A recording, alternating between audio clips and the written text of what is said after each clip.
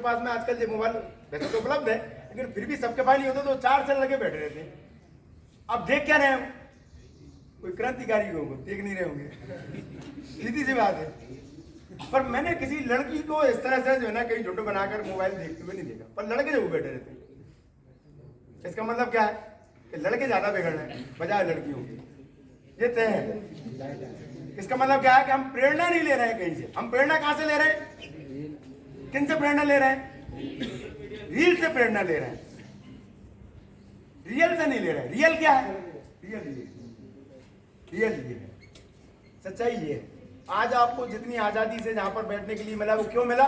तो इन लोगों ने अपनी जान की परवाह किए बगैर देश की आजादी में अपनी कुर्बानियां दी।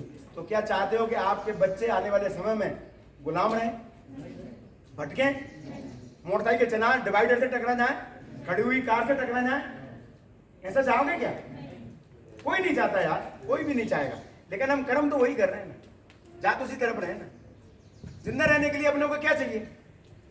क्या चाहिए आपको जिंदा रहने के लिए? अगर यहाँ से ऑक्सीजन रोक दी जाए, जिंदा रहोगे? पानी ना मिले आपको पीने को, 2-4-8 दिन जिंदा रह जाओगे। खाने को अगर अपने को शुद्ध खाना नहीं मिले तो मर जाओ। अभी आतो नहीं अटैक, आतो नहीं, बच्चों को अटैक आ रहे, छोटे छोटे बच्चों को, 14-15 साल के बच्चों को अटैक आ रहे। तो क्या ऐसा देश का सपना देखा था भगत सिंह ने, चंद्रशेखर आजाद ने, अशफाक उल्लाह खान ने? जो काकोरी में घटना हुई थी, आपको पता है किसी को? काकोरी में जो पूरा की पूरी घटना घटी थी, जिसमें जो है ना क्रांतिकारियों ने कुछ रुपए लूटे थे, और वो रुपए लूट कर जो है देश की आजादी के लिए हथियार खरीदने के लिए काम कर रहे थे। तो वो जो नौजवान उस समय थे, उसमें अशफाक उल्लाह भी शामिल थे, राम प्रसाद बिस्मिल भी थे। अब इन दोनों की दोस्ती मशहूर थी, पर आज तो राम प्रसाद बिस्मिल और अशफाक उल्लाह खान तो लड़ने करते एक दूसरे को। क्यों? क्योंकि अब दोस्ती नहीं रही। हम लोग धर्म की तरफ घुस गए कि हमें तो हमारा ही धर्म सबसे अच्छा है, इसलिए जो है ना हमें क्या सरदार भगत सिंह जो थे, आपने देखा सिख में कभी बाल नहीं कटाते, सिखों में बाल नहीं कटाते, लेकिन जब बात आई देश की तो सरदार भगत सिंह ने अपने केश भी कटाए, दाढ़ी भी कटाई।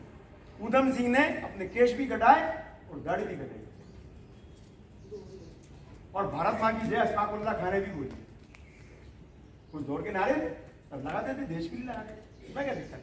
वंदे मातरम सब बोलते थे, बिल्कुल बोलते थे, इसमें क्या दिक्कत?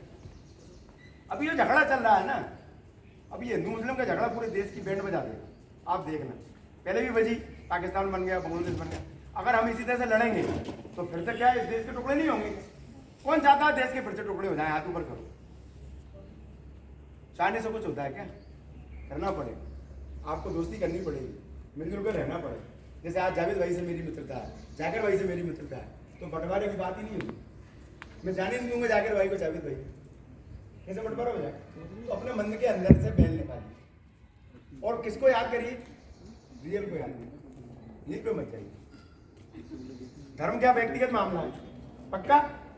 ये तो सब जानते हैं ना, धर्म हमारा व्यक्तिगत मामला है। मैं हिंदू धर्म से आता हूँ, मैं राम को मानूं, कृष्ण को मानूं, ऐसे मोहम्मद साहब को माने वो। अब गाय को माता आप मानते हो, वो नहीं मानते। अभी मेरे को एक मिला, मुझे तो जब मैं आजकल थोड़ा सा गाय को लेकर काम कर रहा हूँ, तो मैं जो गाय को बचाने वाले उनसे मैं पूछता हूँ कि जो गाय कट रही है वो कौन कटवाता है? तो मेरे को सारे लोग बोलते हैं कि इसमें मुसलमानों को कोई दोष ही नहीं, सारे बोलते हैं। गाय को पालता कौन है? हिंदू। दूध कौन पीता है उसका? हिंदू और मुस्लिम, मुस्लिम भी पीते हैं, लेकिन सभी पीते हैं, लेकिन पालता कौन है? हिंदू। माँ कौन मानता है? भगाता कौन है? बेचता कौन है? काटता कौन है? कसाई। कसाई कौन हो सकता है? हिंदू भी हो सकता है, मुसलमान भी हो सकता है। देश में अधिकतम जितने कसाई घर हैं उनके मालिक कौन है? आप उठा के देखना, सर्च करना, तो लड़ा कौन रहा है? गड़बड़ क्यों हो रही है? ये आपको सोचना पड़ेगा।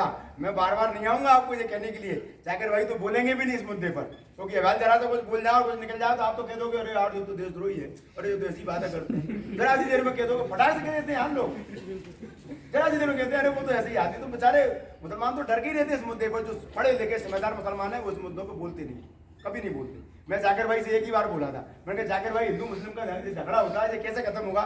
तो मुझसे वो एक ही बार बोले थे कि कभी खत्म नहीं होगा जितेंद्र भाई, अपन तो अपना काम करो। नहीं होगा, वाकई में नहीं होगा खत्म, हो ही नहीं सकता। तो मेरी थोड़ी सी रुचि है काय में, मैं धर्म में इतनी मेरी रुचि नहीं है जितनी मेरी विज्ञान में। बस मैं इतना जानता हूँ कि जो जो इतने जो गोले हैं ना, जो अपने को भी सूरज ढलता हुआ दिख रहा है, ये ढल नहीं रहा है, वो तो अपनी जगह है, पृथ्वी घूम रही है। अब ये घूमते घूमते जब इधर सूरज की तरफ से चली जाएगी तो अभी रात हो जाएगी। आसमान से ऊपर जाओ तो ये गोला कहीं पर टिका हुआ है अपना, और आसमान में घूम रहा है ऐसे गेंद की तरह। अब ये किसने बनाया? खुदा ने बनाया, भगवान ने बनाया, गॉड ने बनाया। अरे किसी ने भी बनाया, पर इस पे सब कुछ बनाया। आपके पास में पानी है, मिट्टी है, हवा है, गिलहरी है, बंदर है, भालू है, शेर है, चीता है, वो कुछ व्यवस्था बनाई होगी ना, तभी तो बनाया ना। और ये सब इंसान के भले के लिए बनाए थे कि सब आप, पर इंसान ने क्या किया? सबका अतिक्रमण कर लिया। अभी अखबारों में आता है, मैं पढ़ता हूँ कि बाढ़ का पानी घरों में घुस गया। मतलब बाढ़ कोई पढ़ा लिखा आदमी है जो आपके घर में घुस गया। अरे ये कोई नहीं कहता कि बाढ़ जहां से पानी बहता था वहां हमने मकान बनाया, कॉलोनी हमने बनाई ना, वहां पर सांप घर में घुस गया। अब वो सांप किससे बोला कि तुमने मेरे घर के बिल के पास में मकान बनाया है यार? चीता घर में घुस गया। कहां से घुस गया घर में? उसके जंगल में तुमने मकान बनाया। यही हुआ है ना? अच्छा बताओ, सच्चाई यही है ना? आजादी के समय में हम कितने थे? 33 करोड़, और आज कितने? 150 करोड़। अब क्या करेंगे? मान लो कि यहाँ पर अपने बहुत सारे, जैसे आप अभी 150 लोग हो, 100 लोग हो, और यहाँ पे अगर संख्या बढ़ जाए तो क्या करोगे आप? कुर्सियां बढ़ा दोगे पीछे तक। और बढ़ जाएगी तो क्या करोगे? बिल्डिंग को तोड़ दोगे और पीछे कर लो। और बढ़ गया तो बस सड़क पे पहुंच जाओगे, और बढ़ गया तो सड़क को ही मिटा दोगे। क्यों? क्योंकि तुम्हें तो कुर्सी चाहिए ना बैठने के लिए। फिर और घुस गए तो उधर जंगल साफ कर दोगे। तो हमने यही तो किया है। 33 करोड़ से 150 करोड़ पहुंचकर हमने एक ही तो काम किया, जंगल साफ कर दिए, नदी साफ कर दी, तालाब साफ कर दिए, कुएं मिटा दिए, कुछ भी तो नहीं छोड़ा।